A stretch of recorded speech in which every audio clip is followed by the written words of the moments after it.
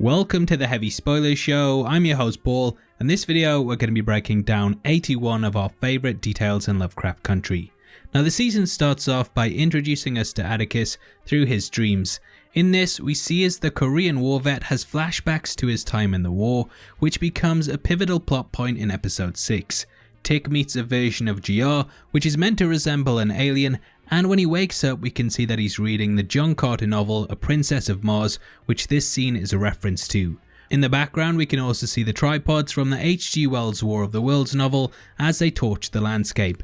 During this scene we come face to face with the beast Cthulhu, which is synonymous with Lovecraft's work. The monster then gets split in half by none other than Jackie Robinson, and Robinson was the first African American to play Major League Baseball. He's present in Tick's dreams because the character was brought up hearing stories from his mother and father about how they were saved by a man with a baseball bat during the Tulsa Massacre. In episode 9, this is actually revealed to be Atticus, who time travelled to the event, and it's nice that we get a tease of it here.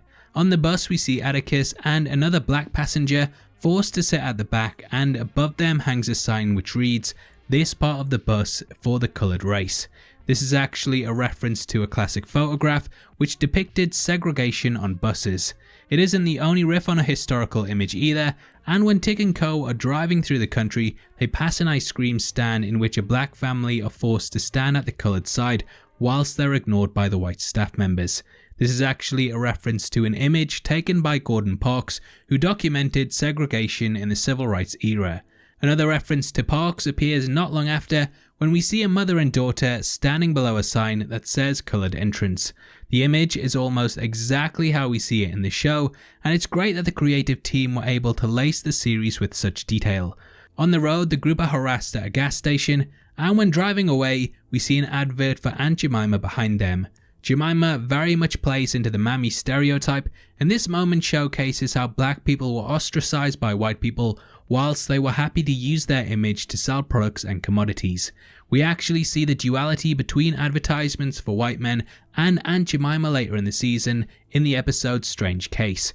William stands in front of an advert for Wrigley's which shows white men as young, strong and strapping. I don't know why I said it like that. Anyway, Jemima on the other hand is more of a maternal looking figure, showing that she and black people in general were only deemed to be good enough to look after white people and provide them with food. Recently, Uncle Ben's removed their mascot from their packaging as they felt it gave off the wrong kind of vibes and played on stereotypes which I feel the show is hinting at. The show also has an advert for Cream of Wheat in episode 8, and just recently he too was removed from the packaging as the company felt that it reinforced certain stereotypes. In Strange Case, Ruby gets given an outfit which is similar to Jemima's clothing, and when wearing this she has to perform a job for Christina, further hammering home this aesthetic. The group stop off at a restaurant, which we learn used to be a safe place for black people. However, we quickly discover that it's now under white ownership, and that the original venue was burned down by racists in the area. George tells Tick of the time that British soldiers burned down the White House, and in order to cover up the burn marks, the walls were painted white. So from this we know that the black owners were either killed or forced out of it, and then the white vandals likely moved in.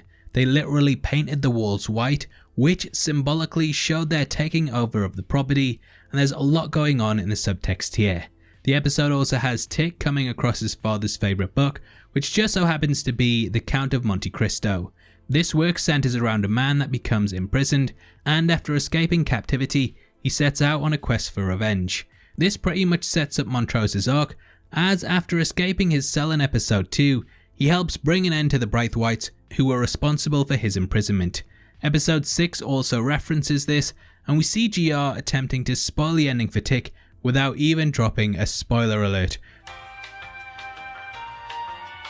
However, she's only seen the movie, and the book ending is different, which could hint at how the media, and the history books in general, portray things differently to the way they actually happened.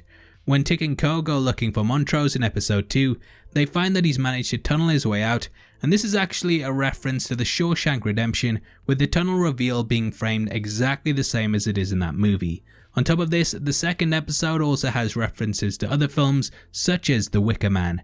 We see children dancing around a maypole in the village of Autumn, and the creative team said that this was put here intentionally to call back to the horror classic. There's also a mention of the Necronomicon, which you'll be very familiar with if you're a fan of the Evil Dead franchise. The episode itself is titled Whitey on the Moon, and at one point we hear the poem being read by Gil Scott-Heron.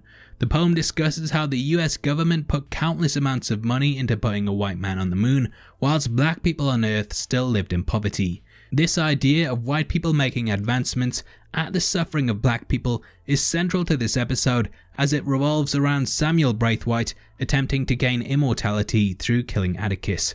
We learn that Atticus descends directly from a man known as Titus Braithwaite, who William calls awfully kind. Awfully kind is an oxymoron, as it's impossible to be awful and kind.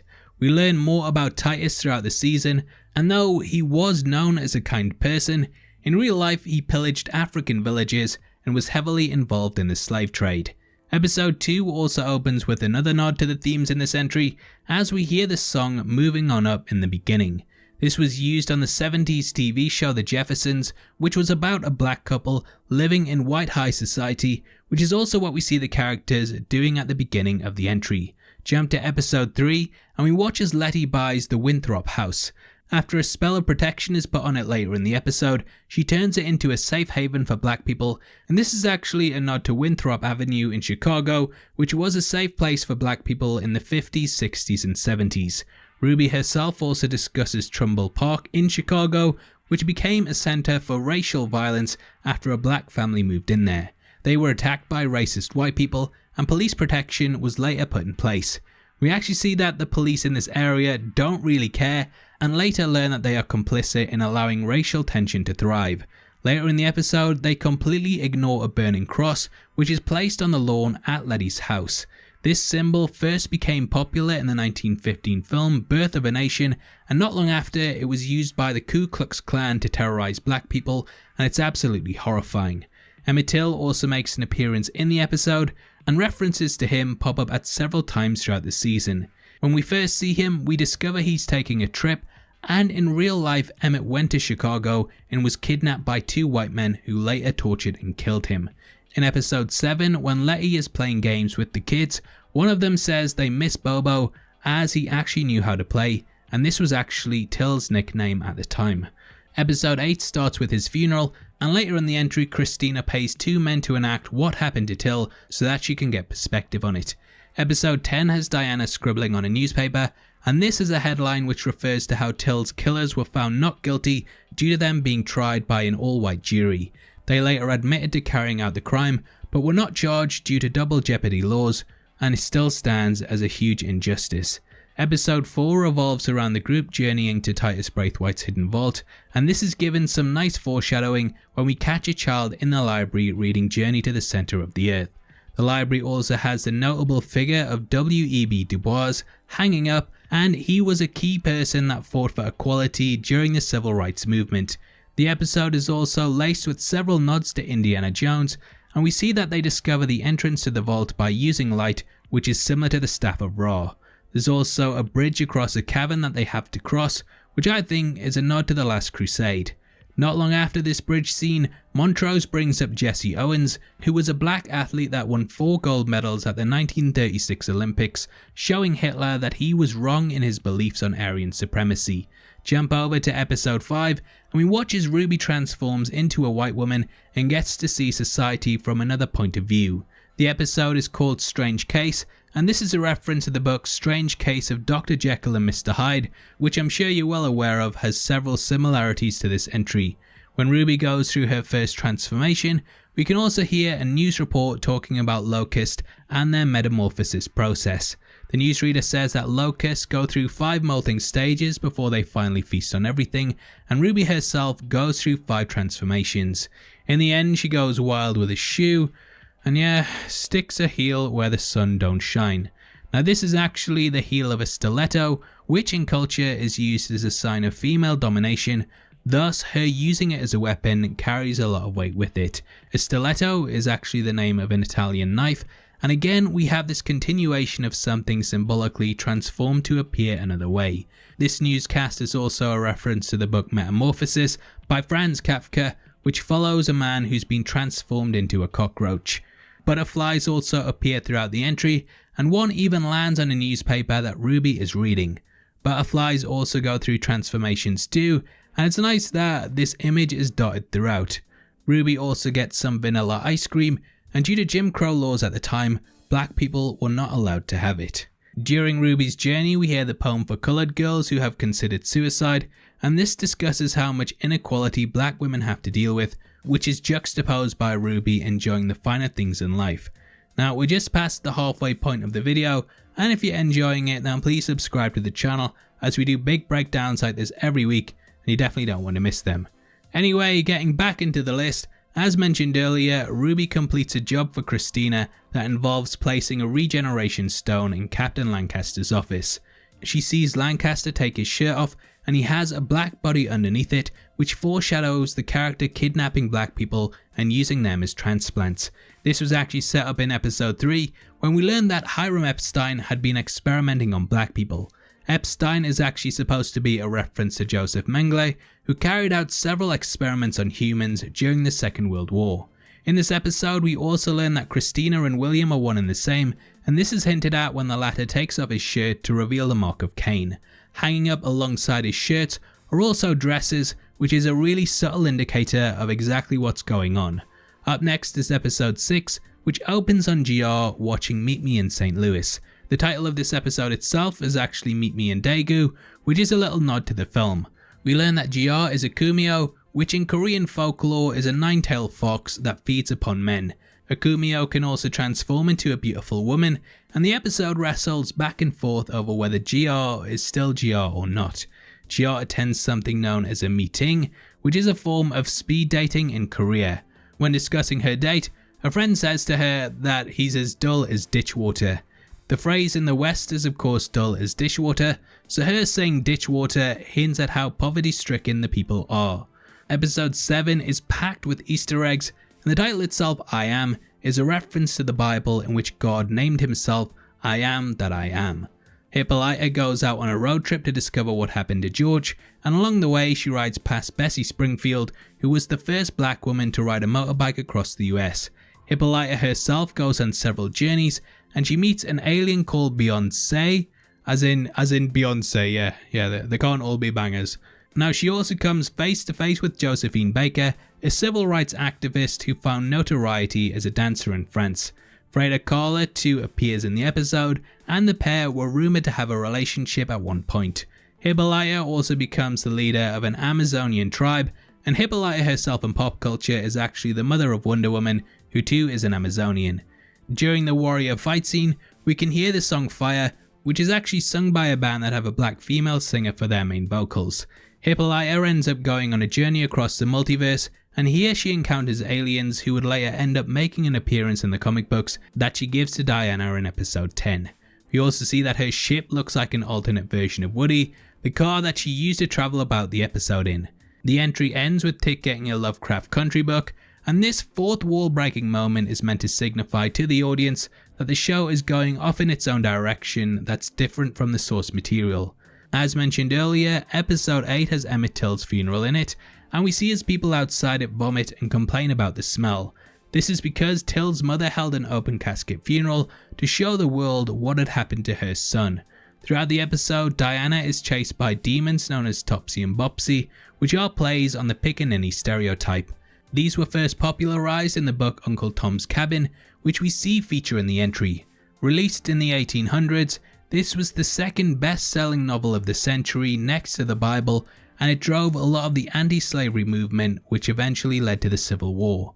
We are introduced to Topsy and Bopsy as they appear behind Diana, eating ice cream, and as mentioned earlier, vanilla was not served to black people, so this hints that something else is up with them. Diana also wears a Chicago American Giants cap, and these were actually a fully African American team that were based in Chicago, which is where this episode takes place. Tick arrives home at one point to find Letty and GR's shoes outside his house. In Korea, one is expected to remove their shoes upon entering someone's home, and this is because Koreans tend to eat and sleep on the floor, and thus not removing one's shoes is seen as very disrespectful. In the entry, Dee loses her arm, and we hear that Tick met a woman in the future with a robotic one, so the seeds for the reveal in the finale are sown here.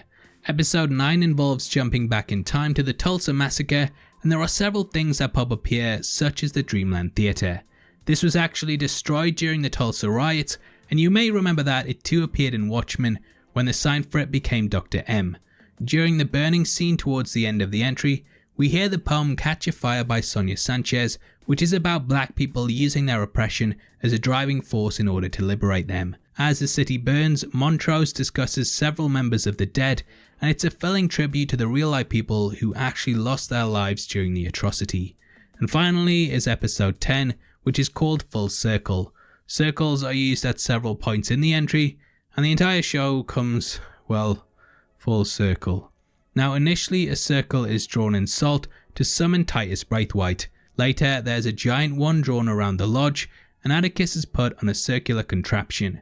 Atticus becomes somewhat of a saviour figure in this entry, and he's placed in a crucifixion pose before sacrificing himself.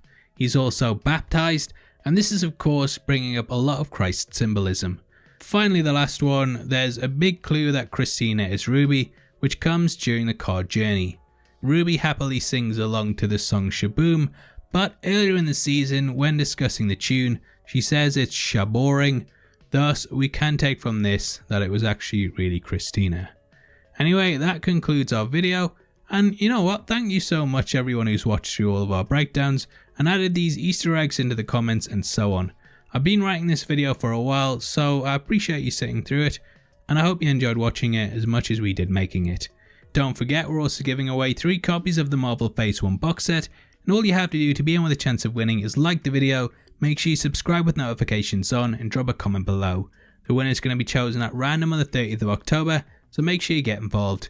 If you want to support the channel and get to see content early, then please consider clicking the join button below. You can also come chat us on the Discord server, linked in the description, or heavy spoilers on Twitter. Thanks for making it until the end of the video. You've been the best. I've been Paul. I'll see you next time. Take care. Peace.